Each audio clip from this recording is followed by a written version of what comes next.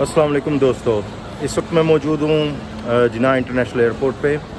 और आज मेरी रवानगी है और आज मैं अपना पहला ट्रैवल वीलॉग बनाऊँगा और ये होगा इत्तेहाद एयरलाइन के रिव्यू पे।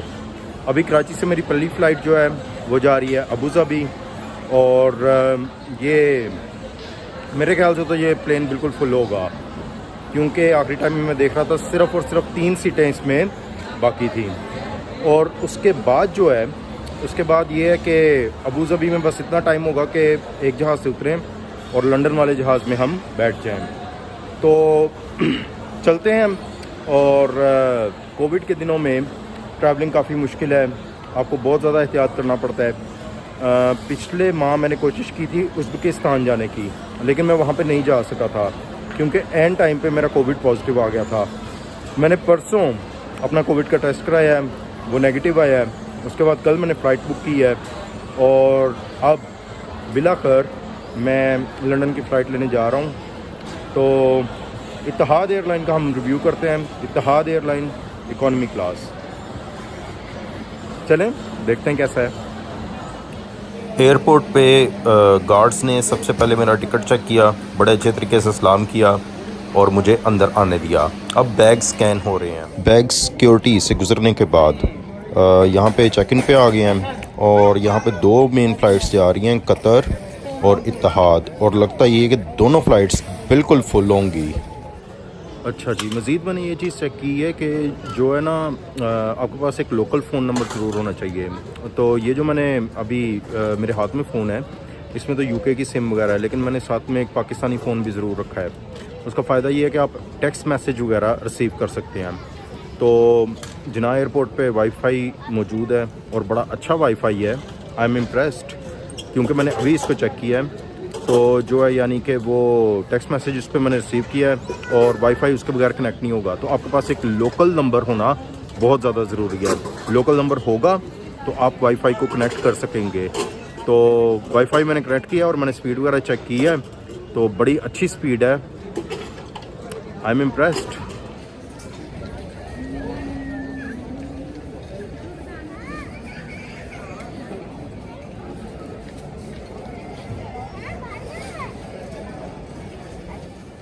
जब भी आप इंटरनेशनल ट्रैवल के लिए आएँ, अपने सामान की हिफाजत के लिए पूरे इंतज़ामात रखें। आपके जो भी जो बैग आप ड्रॉप करते हैं उसको लॉक्स ज़रूर लगे होने चाहिए, छोटे लॉक्स। और मैं आपको तो नसीहत कर रहा हूँ, लेकिन प्रॉब्लम ये है कि ख़ुद मैं आज लॉक्स अपने घर भूल आया हूँ। अच्छा जी, लॉक्स होने चाहिए। और इसके अलावा ये जो बैग्स हैं इनके ऊपर प्लास्टिक की शीट्स ज़रूर चढ़ाएँ, या वो घर से चढ़ा लें या आप एयरपोर्ट पर चढ़ा लें। तो मैं तो एयरपोर्ट पे आया हूँ और मैंने सोचा कि एयरपोर्ट से मैं लगवा लूँगा, क्योंकि ये ज़रा प्रोफेशनल तरीके से लगाएंगे। मैं तो इस मामले में इतना नाड़ी हूँ कि जब भी मैंने वो प्लास्टिक की शीट लगाई है ना, हमेशा मैंने उसका ठीक नहीं मैं लगा सका उसे। तो प्लास्टिक की शीट के लिए भी यहाँ पे काफ़ी लंबी लाइन लगी हुई है। तो लेकिन मैंने वो लाइन सब्र के साथ ज्वाइन कर लिया है, क्योंकि बात यह है कि आज रश बहुत ज़्यादा है। मैंने पिछले 10 सालों में कभी इतना ज़्यादा रश नहीं देखा। और शायद उसकी एक वजह यह भी है कि अहले तशी जो पिलग्रम्स होते हैं, जो चहलम वगैरह के लिए जाना चाह रहे हैं इराक, ईरान, उनका भी काफ़ी रश है यहाँ पे। तो बात यह है कि आगे इमिग्रेशन की लाइन में भी जाके लगना है, यहाँ पे चेक इन की लाइन में भी लगना है। तो उससे बेहतर ये नहीं है कि बंदा जो है वो प्लास्टिक की लाइन में भी लग जाए। टाइम तो उतना ही लगेगा, खड़ा तो होना है। ये तो नहीं होगा कि मैं कहीं जाके बैठ सकूं। तो ठीक है जी, प्लास्टिक की लाइन में लगे हुए हैं। बाकी एक टिप मैं आपको और ज़रूर दूंगा कि भाई जब भी एयरलाइन आपको घर से ऑनलाइन चेक इन का ऑप्शन दे, आपने वो ऑप्शन लाजमन अवेल करना है। ऑनलाइन चेक इन का फ़ायदा ये है कि आप अपनी मर्ज़ी की जो सीट्स हैं वो चूज़ कर सकते हैं। मैंने कराची से अबू धाबी अपनी मर्ज़ी की सीट्स चूज़ की हैं और उसके अलावा अबू धाबी से लंदन के लिए भी अपनी मर्ज़ी की जो सीट्स हैं वो मैंने चूज़ की हैं। तो अब अगर प्रॉब्लम ये है, अब अगर मेरे जैसा बंदा यहाँ पे आए, चेक इन पे लेट हो जाए, सबसे आखिर में उसकी बारी हो, और अगर आखिरी सीटें मिलें जो टॉयलेट वगैरह के पास होती हैं, तो भैया पूरा जो वो है ना, पूरा का पूरा सफ़र वो फिर बड़ा अनकम्फर्टेबल गुजरेगा। तो ये कुछ टिप्स हैं। उसके अलावा ये जो चीज़ है ना, ये तकिया, ये ज़रूर रखें। जब भी आपका लॉन्ग ट्रैवल हो, ये तकिया जो है आपके बहुत काम आएगा। चाहे आप अपनी गाड़ी में सफ़र कर रहे हैं या फिर कोच में सफ़र कर रहे हैं या फिर एयर ट्रैवल कर रहे हैं, ये तकिया होना बहुत ज़रूरी है, वरना लंबे सफ़र में इंसान बड़ा ख्वार हो जाता है। मज़ीद ये कि अगर आपने इंटरनेशनल ट्रैवल के लिए कोविड टेस्ट वगैरह करवाना होना तो वो कोशिश करें कि जो भी लेबॉर्ट्री से आप करवाएं, चुगताई लैब है, आगा खान है, ईसा लैब है, उसके अगर हो सके ना तो हेड ऑफिस से जाके करवाएं, क्योंकि हेड ऑफिस में क्या है कि ये काफ़ी जल्दी इसको प्रोसेस करते हैं। मैंने जो है यानी कि कोविड टेस्ट करवाया था चुगताई लैब की जाके, जो इनका हेड ऑफिस है वहाँ पे, और 7 घंटे बाद ऑनलाइन रिपोर्ट आ गई थी, जो कि नॉर्मली ये 24 घंटे लेते हैं। तो होता यूँ है कि मतलब मुझे लैब वालों ने कहा है कि वो खुद से ही अपलोड कर देते हैं जो कोविड टेस्ट का रिज़ल्ट होता है एयरलाइन के पोर्टल पे, ऑनलाइन पोर्टल पे, क्योंकि उनके पास सारी डिटेल होती है, फ़्लाइट नंबर क्या है, पासपोर्ट नंबर क्या है और फ़्लाइट नंबर क्या है, ये सारी इन्फॉर्मेशन वो हमसे लेते हैं, उसके बाद वो हमारा कोविड टेस्ट करते हैं। तो मैं आपको ये सजेस्ट करूँगा कि एक सॉफ्ट कॉपी अपने मोबाइल में भी रखें और इसके अलावा एक मतलब प्रिंट आउट भी कोविड टेस्ट का अपने पास ज़रूर रखें। उसके अलावा जो वैक्सीनेशन सर्टिफिकेट है पाकिस्तान का, वो भी आपके पास होना चाहिए। हार्ड कॉपी में भी रख लें तो बहुत बेहतर है, क्योंकि वैक्सीनेशन के बगैर इंटरनेशनल ट्रैवल मतलब पाकिस्तानी अथॉरिटीज़ इसको अलाउ नहीं करेंगी। पहले तो थक चुके हैं, हम 12 घंटे निकली, 12 घंटे के बाद फिर सोते होते और कोई काम नहीं, हम कह के थक चुके हैं हर दफ़ा। हाँ ये है जी प्लास्टिक रैपिंग, और ये प्रोटेक्शन के लिए ज़रूरी है, और चाहें तो घर से कर लें और चाहें तो एयरपोर्ट से करा लें। मैं तो एयरपोर्ट से प्रेफर करता हूँ, क्योंकि ये बड़े अच्छे तरीके से मतलब उसको रैप कर देते हैं। घर पे जब भी मैंने रैप किया मुझसे ठीक नहीं हुआ। तो दोस्तों हम यहाँ पे देख सकते हैं कि इमिग्रेशन पे भी रश काफ़ी कम हो गया है। पहले तो मैं जब भी जाया करता था ना, उस वक्त हमेशा ये होता था कि बिल्कुल भी लाइन नहीं होती थी। पिछले कई सालों से मैं इंटरनेशनल ट्रैवल कर रहा हूँ, कभी भी लाइन नहीं हुआ करती थी। लेकिन इस दफ़ा जो है ना, इस दफ़ा मैं देख रहा हूँ कि इस दफ़ा आज बहुत रश था। तो पहले तो ये यहाँ तक लाइन जो थी वो आई हुई थी, लेकिन अब जो है ये काफ़ी आगे जा चुकी है। तो मैंने अच्छा किया, अपने बैग को मैंने प्लास्टिक रैप करवा लिया। जो टाइम मैंने इधर खड़ा होना था वही टाइम मैं प्लास्टिक रैप के लिए खड़ा हो गया, और बारी तो जल्दी फिर भी नहीं आनी थी। तो चलें, खैर कोई बात नहीं, तो चलते हैं इमिग्रेशन की तरफ।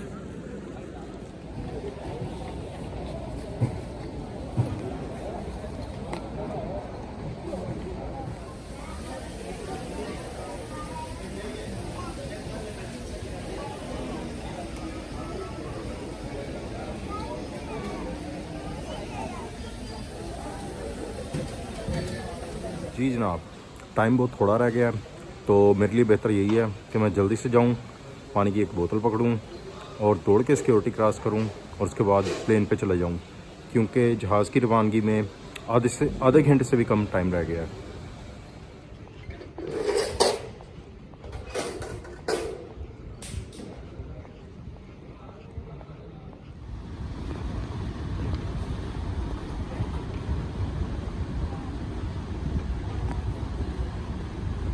जी अब हम जा रहे हैं सिक्योरिटी की तरफ।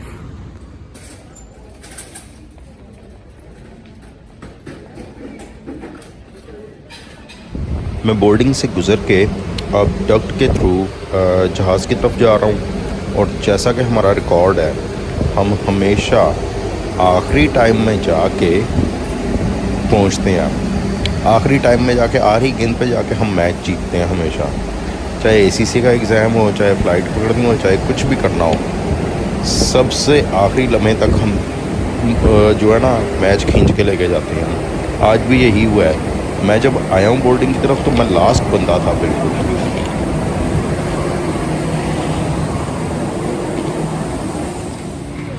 अब मैं फ़्लाइट का रिव्यू देने लगा हूँ। इत्तेहाद एयरलाइन का ये बोइंग 777-300ER का जहाज़ है। सबसे पहले तो मेरे लिए अच्छी बात ये रही कि मैंने ऑनलाइन चेक इन के दौरान प्रीमियम इकॉनमी के सेक्शन में अपनी सीट बुक कर ली थी। तो ये बिज़नेस क्लास के बिल्कुल बैक पे थी। बाकी जहाज़ की बात करूं तो सफाई बहुत अच्छी थी, सफाई बहुत ज़बरदस्त थी। अभी ट्रेज़ वगैरह खोल के भी हम देख लेते हैं। आप देख सकते हैं कि इसमें चार्जिंग सॉकेट्स जो हैं वो USB की भी है और वो ट्रिपल सॉकेट भी है। तो ये जो चीज़ें ना चार्जिंग वाली, ये कई दफ़ा बड़ी सहूलत का बायस बनती हैं। मैंने अच्छी एयरलाइंस में ये देखी हैं, वरना नॉर्मल या बिलो नॉर्मल एयरलाइंस में तो मैंने ये चार्जिंग सॉकेट्स वगैरह देखी ही नहीं है। इसके अलावा इन फ्लाइट एंटरटेनमेंट में काफ़ी ऑप्शंस थे। आप देख सकते हैं बहुत सारी कैटेगरीज़ थी, हॉलीवुड, बॉलीवुड, पाकिस्तानी, इसके अलावा TV shows, English, Indian, music, बहुत सारे ऑप्शंस थे। तो कैटेगरीज़ काफ़ी ज़्यादा थी, लेकिन उसके अंदर मूवीज़ वगैरह कम थी। जहाज़ का आप अंदर से इंटीरियर वगैरह देख लें और देख सकते हैं आपके फ़्लाइट बिल्कुल फुल थी। फ़्लाइट पे जब भी जाएं घर से अच्छी तरह तगड़ा खाना खा के जाएं, क्योंकि एयरपोर्ट पे बहुत भाग दौड़ करनी पड़ती है, सामान ढोना पड़ता है, जिस तरह आज मैंने ढोया है, तो उसमें आप थक बहुत ज़्यादा जाते हैं। तो मैं तो घर से अच्छी तरह हमेशा खाना खा के, कोई पराठे शराठे बिरयानियाँ खा के निकलता हूँ जब मैंने फ़्लाइट पे आना हो। तो देखते हैं जी इन्होंने हमें क्या दिया यहाँ पे खाने में। इनका खाना होता है बिल्कुल मासा सा खाना होता है थोड़ा सा। ये एक सैंडविच है, उसके अंदर कोई पालक के 2 पत्ते पड़े हैं और चीज़ था और टमाटो सॉस थी। नॉट बैड, लेकिन ये बस वो आसरा करने के लिए ही है। आसरा भी क्या इससे होना है। अच्छा जी, अब कर लेते हैं इनके टॉयलेट का रिव्यू। तो इनके टॉयलेट में मैं बोल सकता था, इसलिए मैंने वो तो यहाँ पर तो मैं बोल के कमेंट्री कर सकता हूँ, लेकिन जो फ़्लाइट में लोग सो रहे थे इसलिए मैंने वहाँ पे कमेंट्री नहीं की, उसके लिए मैं वॉइस ओवर तो दे रहा हूँ। जी दोस्तों, जब हम किसी एयरलाइन को रिव्यू कर रहे होते हैं तो टॉयलेट का रिव्यू बहुत ज़्यादा इम्पोर्टेंट होता है। तो इत्तेहाद का अगर देखा जाए तो हमेशा मैंने देखा है, इस बार फिर देख रहा हूँ कि जो है यानी कि इनके टॉयलेट बहुत ही नीट एंड क्लीन है, बिल्कुल स्पॉटलेस है। और उसके अलावा इनके टॉयलेट का साइज़ भी थोड़ा सा बड़ा है, तो काफ़ी कंफर्टेबल है, काफ़ी साफ़ सुथरा है और इस लिहाज से इत्तेहाद के जहाज़ बहुत अच्छे हैं। हम लोग अबू धाबी पहुँच चुके थे। ये सुबह सुबह का वक्त था। जहाज़ का आउटर लुक आप देख सकते हैं और इन्होंने जहाज़ काफ़ी दूर खड़ा किया था और वहाँ से हमें इन्होंने उसमें बस में शिफ्ट कर दिया। अगर आप जवान बंदे हैं तो बस में ऐसे मौके पे सीट ना लें, हमेशा सीट दें बुज़ुर्गों को और ख़वातीन को जिनके साथ बच्चे हों। तो ये काफ़ी दूर इन्होंने जहाज़ खड़ा किया था और वहाँ से फिर ये कोच का लंबा सफ़र शुरू हुआ और ये फिर हमें लेके पहुँची वहाँ पे एयरपोर्ट लाउंज के बाद। और वहाँ पे तकरीबन कोई आधा पौना घंटा इन्होंने कोच खड़ी रखी। हमसे आगे 2-3 कोचेज़ और लगी हुई थी, वो पहले आराम आराम से उतरी हैं, उसके बाद फिर जो है हमारी कोच वो लगी है वहाँ पे जाके। और उस वक्त ना थकन होनी शुरू हो गई थी, क्योंकि मैं सारे दिन का जागा हुआ था, सारी रात का भी जागा हुआ था। तो वो उस वक्त सर में दर्द शुरू हो गई थी, तबीयत तवाज़ार हो रही थी, थकन हो रही थी। तो दिल चाह रहा था कि यार बस अब जल्दी जल्दी आगे जाएं। और ये सोच के भी जान निकल रही थी कि अभी तो 25% सफ़र हुआ है, अभी 75% रहता है आगे। तो ये जो थी ना फिर ये बड़ी एक मतलब टायरिंग सिचुएशन थी।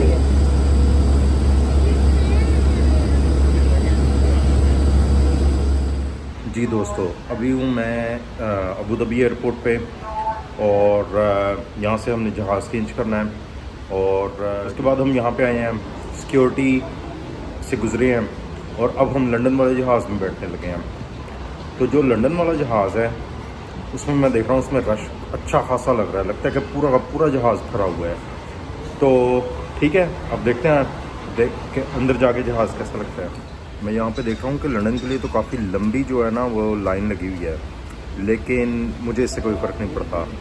मैंने ऑनलाइन चेक इन किया हुआ है, मेरी सीट जो है वो है, तो मैंने बस आराम से वेट करना है, सारी सवारियाँ बैठ जाएँ, उसके बाद हम भी बैठ जाएंगे। जी दोस्तों, मुसाफिरों की जो है ना हालत ख़राब हुई पड़ी है, पूरी तरह सबकी हालत ख़राब हुई पड़ी है।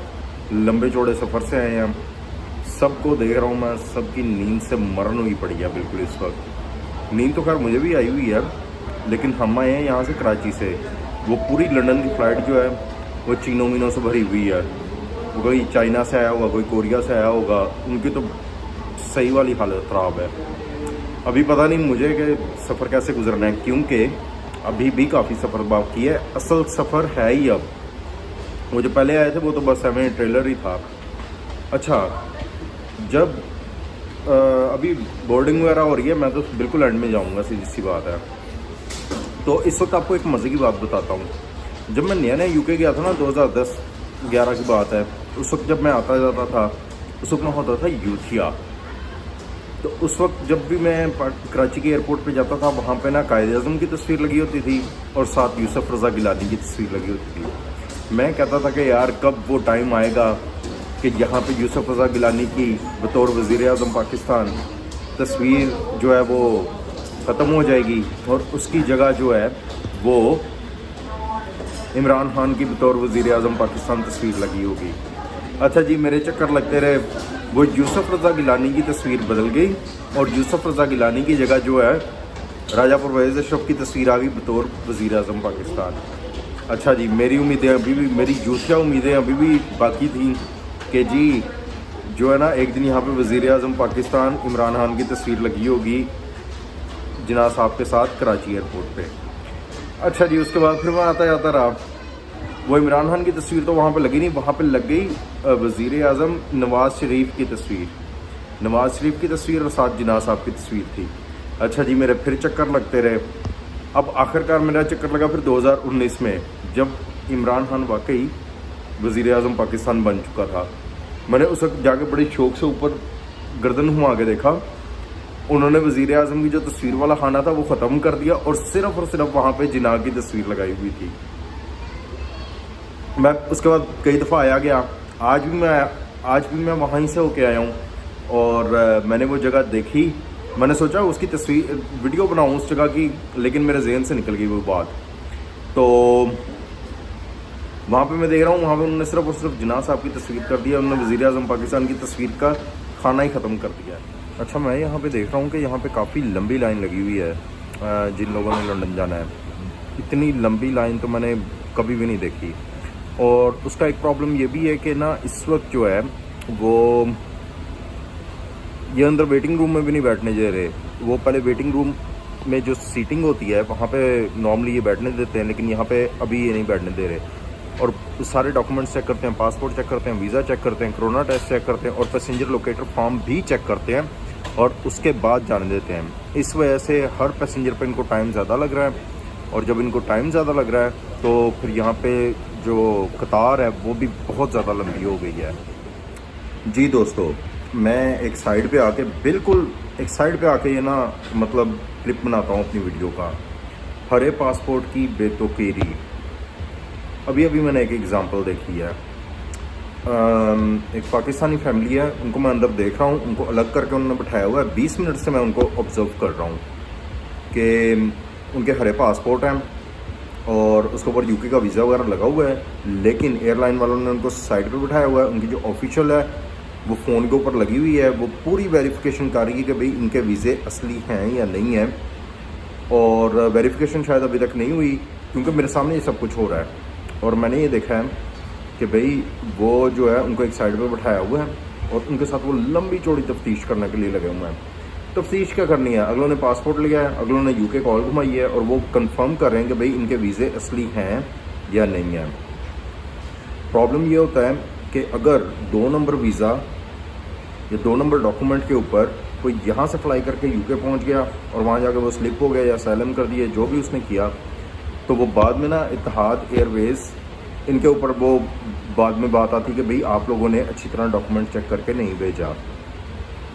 मैं आज से 10 साल पहले जब स्टडी वीज़े पे था, पोस्ट स्टडी वर्कर वीज़े पे था, तो उस वक्त मैं आता जाता था, तो मेरा डॉक्यूमेंट वगैरह देख के, स्टडी वीज़ा वगैरह देख के थोड़ी बहुत क्वेश्चनिंग करके जाने देते थे। थोड़ी बहुत भी क्या क्वेश्चनिंग करनी होती थी, सिर्फ 5 मिनट की क्वेश्चनिंग करते थे। लेकिन अभी जो सिचुएशन है ना, ये तो मतलब बड़ी ख़तरनाक है। ये पूरा कंफर्म करते हैं कि यूके से के वीज़ा लगा हुआ है तो फिर ये जाने देते हैं, वरना ये लोग नहीं जाने देते। और मेरे साथ कीनिया के एयरपोर्ट पे हुआ था। पूरी फ़्लाइट मतलब सारे लोग चले गए थे, मेरा उसने पूरी वेरिफिकेशन यूके कॉल करके ली थी कि इसका रेजिडेंस परमिट असली है, फिर उसने मुझे बोर्ड करने दिया था। और मसला ये कि जो एजेंट वगैरह होते हैं ना, ये मतलब ये तो खैर बहुत मरूफ हब है अबू धाबी। ये निस्बतन जो गैर मरूफ कंट्रीज़ हैं ना, जहाँ पे पाकिस्तानी ज़्यादा नहीं जाते, वहाँ पे जाके वहाँ पे फेक डॉक्यूमेंट्स के ज़रिए पाकिस्तानियों को यूरोप वगैरह भेजने की कोशिश करते हैं। और अगर वो पाकिस्तानी निकल भी जाते हैं, बहुत सारे निकल जाते हैं, यूरोप वगैरह पहुँच जाएं तो वो तो चलो अपना स्टेटस वगैरह बना लेते हैं। लेकिन बात पीछे आती है उस एयरलाइन की या उस अथॉरिटी की कि जिसने उनको जाने दिया। इस वजह से, ये इमिग्रेशन के फ्रॉड्स की वजह से हमारे पासपोर्ट की इज़्ज़त कोई नहीं है। जी जनाब, ये है हमारा प्लेन जो हमें लंदन लेके जाएगा। तो चलते हैं हम।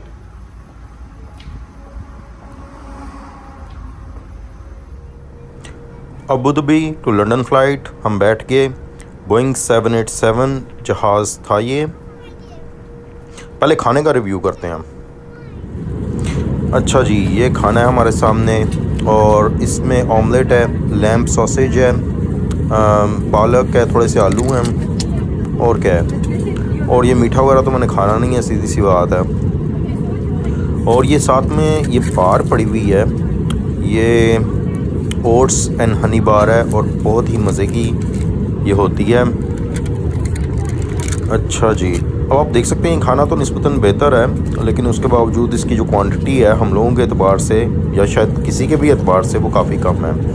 अच्छा, खाने की बात करूँ ना, तो खाना तो सबसे ज़बरदस्त मैंने एक दफ़ा लंदन लाहौर वाली फ़्लाइट में खाया था। PIA की फ़्लाइट थी, उसमें उन्होंने बिरयानी दी थी और घर की बिरयानी जैसी थी। तो अगर ऐसा खाना हो तो मैं तो कई दफ़ा 2 पोर्शन मांग लेता था। लेकिन PIA वालों ने भी सिर्फ एक दफ़ा ही वैसा खाना दिया था। उसके बाद जब टकरे उन्होंने बीफ के सालन के साथ, कभी उबले हुए चावल, कभी सब्ज़ी के साथ उबले हुए चावल, बस यही कुछ दिया है। तो जहाज़ ये जो था, ये 787 अबू धाबी लंदन वाला, ये मॉडर्न जहाज़ था और बाकी उसकी सफाई सुथराई, उसके सारे जो मामलात थे वो बिल्कुल वैसे ही थे जैसे इत्तेहाद का स्टैंडर्ड है या एमिरेट्स का स्टैंडर्ड है।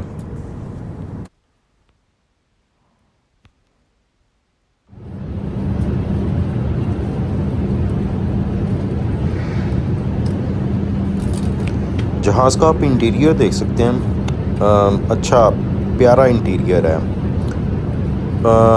अबू धाबी से लंदन का सफ़र हमारा जारी था और इस मौके पे मुझे बहुत ज़्यादा शदीद थकन हो चुकी थी।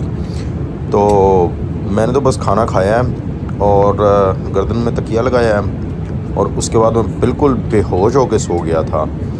तो मेरे ख्याल है 5 घंटे में ऐसे ही सोता रहा हूँ और बहुत ज़्यादा मेरी थकन से बुरी हालत थी, सर में दर्द था। और उसके बाद जब मैं उठा था तब मैंने ये वीडियो बनाई थी, जो कि आप इस वक्त देख सकते हैं ये क्लिप। इस वक्त जहाज़ लंदन में लैंड करने वाला था, तो मैंने कहा कि क्लिप बना लें उससे पहले। तो इस वक्त बस हम पहुंचने वाले थे। जी जनाब, हम हीथ्रो पहुंच चुके थे और जहाज़ से निकल चुके थे। यहाँ पे हमेशा जहाज़ डक्ट में लगता है, ये नहीं कि दूर कहीं खड़ा कर दें जहाँ से बस लेके आना पड़े। और हम जा रहे हैं इमिग्रेशन की तरफ। ओए होए होए, बहुत लंबी इमिग्रेशन की लाइन है यार, यहाँ पे तो बहुत देर लग जानी है, बहुत लंबी लाइन है इमिग्रेशन की ये तो। अच्छा, ये जो सामने नज़र आ रहे हैं वो हैं ई-पासपोर्ट काउंटर्स। वहाँ पे कोई रश नहीं है, वो ब्रिटिश लोगों के लिए होता है या फिर यूरोपियन यूनियन के पासपोर्ट्स के लिए होता है।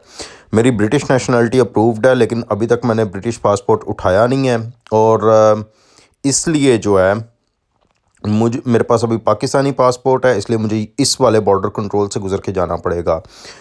लेकिन अगले 1-1.5 महीने में मैंने ब्रिटिश पासपोर्ट ले लेना है, तो बस ठीक है, यूके बॉर्डर आखिरी दफ़ा तुम्हारे थ्रू गुजर के जा रहा हूँ। नेक्स्ट टाइम ई पासपोर्ट पे आऊँगा बशर्ते ज़िंदगी, और वो दूसरे वाले जो गेट है ना ऑटोमेटिक, वहाँ से सीधा आराम से गुजर जाया करूँगा। और इमिग्रेशन से गुज़र के मेरा सामान भी मुझे मिल चुका है, और उसकी पैकिंग थोड़ी बहुत फटी है, लेकिन ज़्यादातर वो इंटैक्ट है। अगर ये पैकिंग इंटैक्ट है ना, तो इससे आपको पता लग जाता है कि आपका सामान किसी ने खोला नहीं है रास्ते में। फाइनली मैं हीथ्रो एयरपोर्ट पहुंच चुका हूं और एयरपोर्ट से बाहर आ चुका हूं। ये आप देख सकते हैं, हीथ्रो एयरपोर्ट मशहूर ज़माना, दुनिया के मेरा ख्याल है टॉप 5 इंटरनेशनल एयरपोर्ट्स में से एक होगा ये।